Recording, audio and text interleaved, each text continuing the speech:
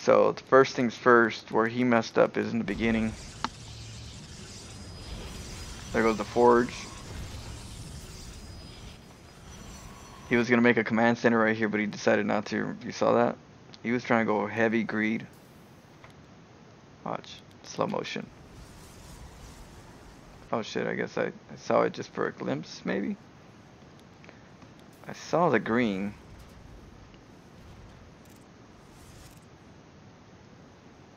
Oh, I thought I saw it. It looked like he was going straight for that command center. What was it, this guy? Yeah, this guy was the one that was gonna go for the command center.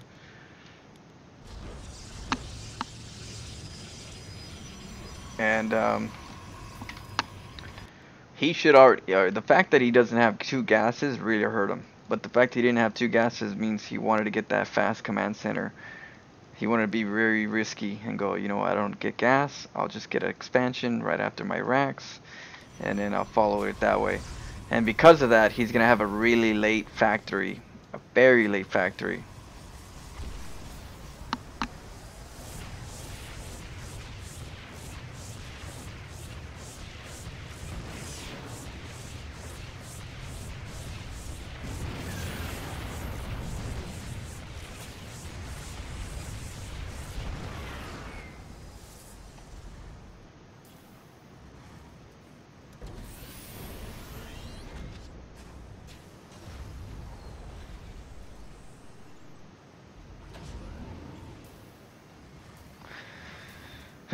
This sort of illusion of morality.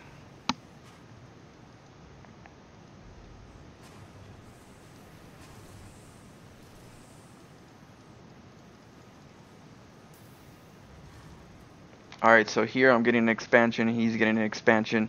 I don't know why he's getting an expansion, it delays him so bad. But I guess because he was already so behind on his gas that he decided to just protect himself and try to macro behind it. So this factory is really late, guys. And saw that my adept. Okay, so this one right here, you got a zealot here, and you got the adept. What the adept's supposed to do is it's supposed to come in and scout the factory. It's supposed to scout if he's getting a starport. If you don't see a starport in here, or if you don't see a factory or a starport, expect a banshee, a cloak banshee play, or expect some type of a Hellion factory drop right here, and or expect some weird like maybe cyclone play from like right here or something as like a Hail Mary. So just watch out for that stuff by looking with the adept. If you see the adept and he sees the factory, it's maybe there's a hidden starport. But at the same time, there's no tech lab here, so he hasn't even afforded that yet.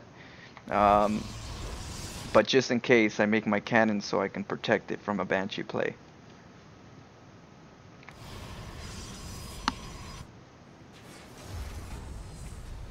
So here I'm looking at the tech. I'm looking for the factory to light up so I know what's going on. Here's the starport a little bit later. Alright, now here's the cannon and the marines. They normally come in with the group to be able to kill the cannon, I mean the zealot, and he thinks it's over. What he doesn't realize is the shade. So he's like, oh, this piece of shit. He's like, nope. So before he dies, he goes back down and shades again. That pisses him off more.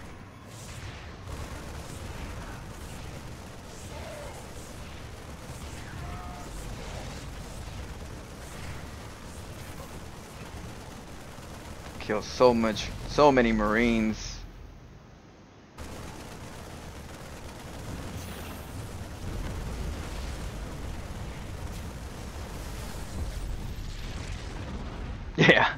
Yeah, but that's what happens when you try to get greedy, not getting gas to try to get a faster command center.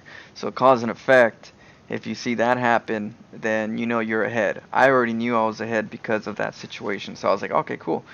Normally I have issues with Cyclone being at my door real quick. This case I don't, so I'm gonna have extra more time to defend, and I'm just gonna have to defend to some type of tank marine play because you've seen a lot of marines.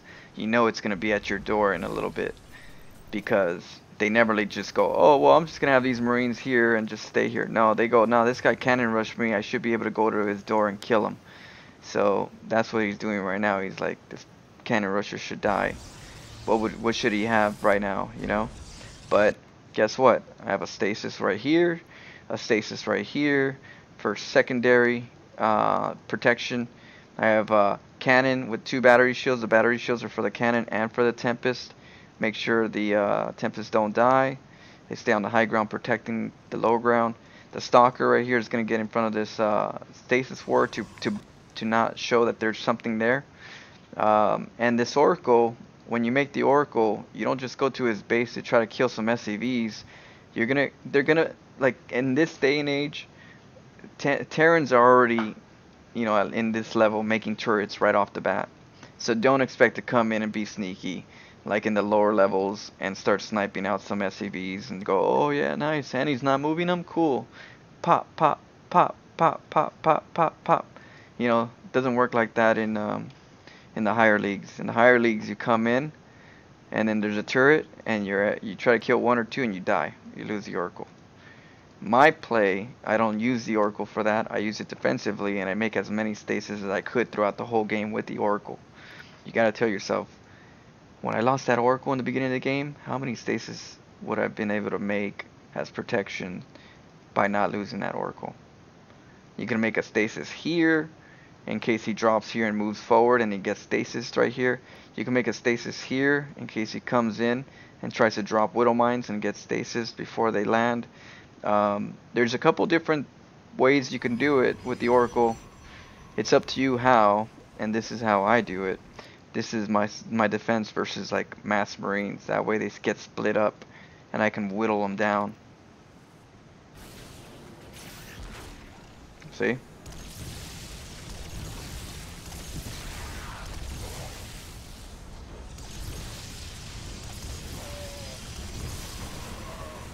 And guess what? There's another one right here.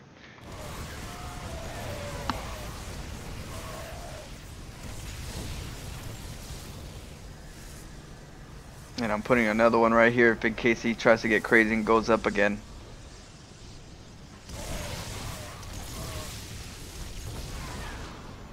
And that's what this intro is supposed to do.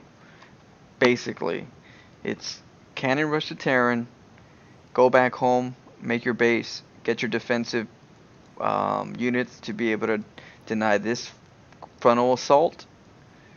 Make sure you cover your grounds from Liberator play or Banshee play, and you know, at that point you create your build, your composition, which my composition is,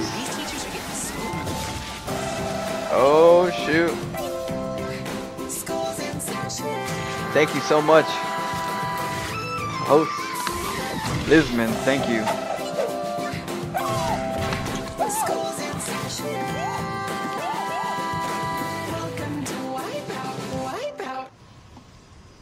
Thank you, man. I appreciate it. And so now all I'm doing is creating that composition. You know, what up, Lizman? How's it going? Hopefully your stream went well. Thank you so much, man, for the support. Captain speaking. What up, Captain speaking? I'm just showing a build that we just did, a build that I'm working on with Terran, slowly but surely.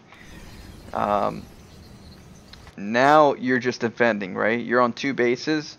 Here's the objective. You got this far. He came in. He tried to come in and attack. You countered his play. Obviously, he's going to come back and try to macro behind it. He's going to get a 3rd command center right now. And you can't go, oh shit, you know what? Let me go and try to deny his command center. If you move out at the wrong time without your full composition, you're going to get destroyed. Or you're going to lose so much of your good units that it's not going to make that late composition look strong or be strong. So you got to stay home. You just got to stay home and defend until you get that nice good composition. And once you do, then you move out. Until then, don't move out. Even if he has 4 bases. Because if he has 4 bases, all you have to really do is kill his army. That's it. You kill all his army, he won't have enough time to recoup his units, and then you just steamroll him. It don't matter if he has 4 bases, 5 bases, you know. All that matters is that you destroy his first composition. So many games where you just come in and you don't even get to his base, but you kill all his army with storm and everything, the guy leaves right off the bat. Even if he had like 10 bases and he feels good about it, he can't regroup that many units all at once to protect himself. So that's why it's important for you to not worry about the command center for him. Let him worry about it. You just worry about your composition. Worry about the full meta counter, pretty much. Look, I'm checking for thirds just in case anyways, but I'm doing it safely with an oracle. This is Sparta! Science school is in session. Oh shit. Thank you so much, man. Yeah. Warp gates. The only reason why I use warp gates in Terran's play around this time is because I'm hiding my Templars. I would recommend you do the same thing. Hide your Templars in the back, because your army's here. This is where the scans are going to go. He's going to keep scanning you, and he's going to be like, well, Immortals, some Stalkers, a couple okay, cool. I know what I could do. I can get Vikings, and I'll get Liberators, and I'll get such and such. That's what he's doing right now. He's feeling you out. He's pretty much looking at you and just, you know, what? That's all you got, bro? But you're hiding your real skill right here, which is your storm.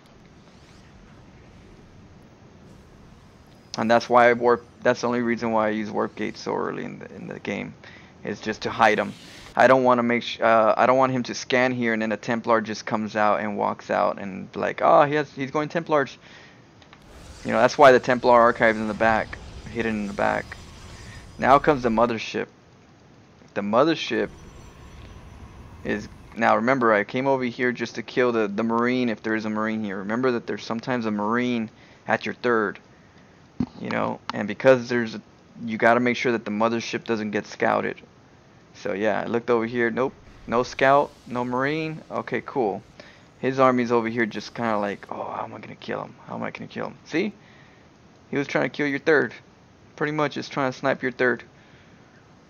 You know, I don't have the best units right now to protect myself even with this right now. There goes the scan.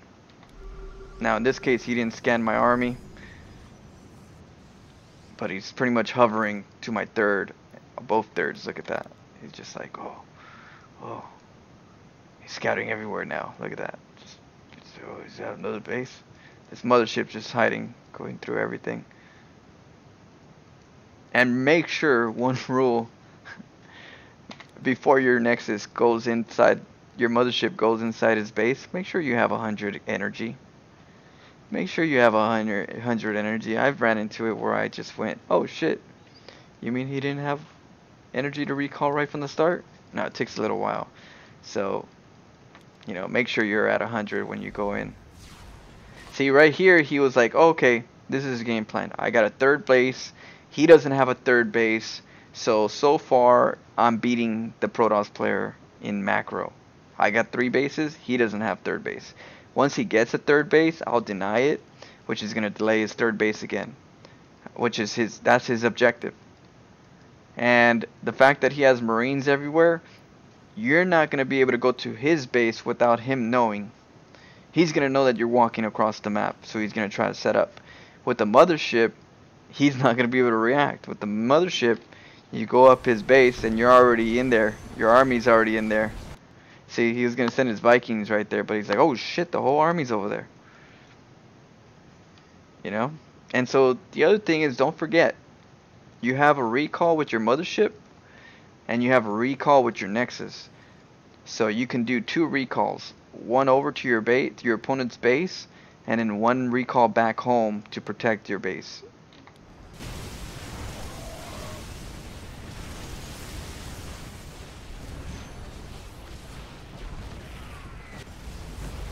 See that? Now he's out of position.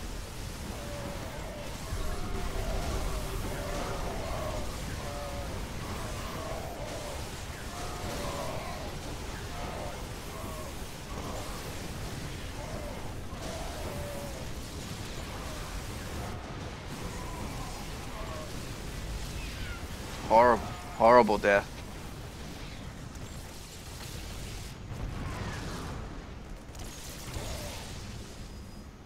Let your Tempest do the job.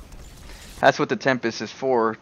You know, the Tempest is for this kind of play where they try to lib up and tank up.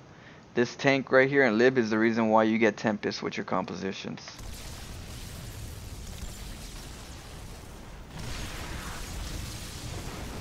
And see, and now you're done. It don't matter if you had a third base. He can't regroup. He can't get his units back. Look at this composition right here. I still have Colossus, Templars, you know, Storm with the Stalkers and Tempest and an Immortal.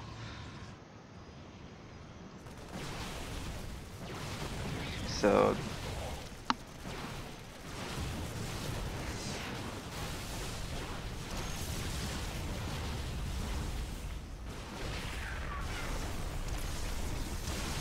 yeah.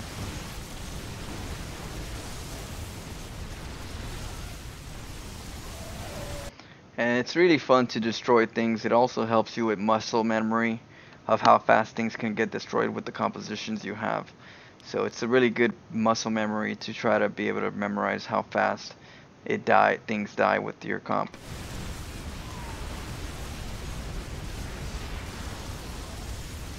Because this could be a base trade situation. You got to practice for base trade situations as well.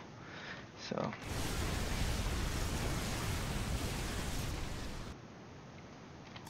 GG. Hopefully that helped you guys out on the build that I've been designing versus Terran.